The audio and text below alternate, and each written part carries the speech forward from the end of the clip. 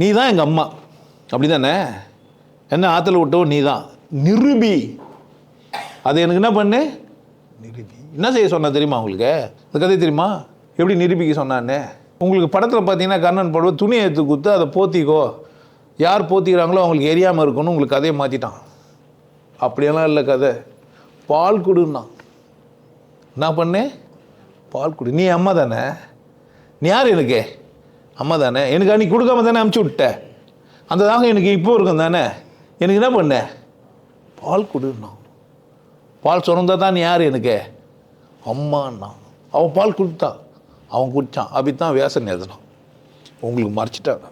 அது என்ன பண்ணிட்டாங்க, உங்களுக்கு மறைச்சிட்டாங்க. தாய்மை விசேஷமானது. தாய்மை எப்படி விசேஷமாக இருந்தது. பெண் உயர்ந்தவள். பாஞ்சாலியாக்கி கேவலப்படுத்தினான்னு நினச்சிக்க போகிறீங்க. அங்கே குந்தி தேவியை என்ன பண்ணி வச்சுக்கிறான்? எத்தனை வயசானாலும் மகன் யார் தான்? மகன்தான். அவள் உடம்புலேருந்து தான் நான் என்ன பண்ண, உரிச்சின்னு வெளியா வந்துக்கிறேன். தன்னை தானே பிரித்து என்னென்னா ஆக்கிக்கிறா, வெளியே அமிச்சிக்கிறா. திரும்பவும் கிட்டே என்கிட்ட என்ன இருக்கான், தாய்மை சொல்லிருக்கோம். நான் ஒரு இடத்துல வீடியோவில் சொல்லி வச்சுருப்பேன். காலில் விடா அவள் எப்பேற்பட்டவளாக இருக்கட்டும், உனக்கு தலைவலி, வயிற்று வலி, கேன்சர்னா என்ன பண்ணு, உங்கள் அம்மா காலை போய் பிடிச்சிக்கும், நல்லாயிடுவேன். அந்த உடம்பு அவ்வளோ விசேஷம். உங்கள் அம்மா காலில் உனக்கு மருந்துக்குது. உங்கள் அம்மா உனக்கு ஒரு மருந்து. பால் குச்சா தான் இல்லை, பார்த்தால்னா கூட நல்லாயிடுவேன். உங்கள் அம்மா உன்னை பார்க்குறாள்ல, அப்பயே நீ நல்லாயிடுவேன்.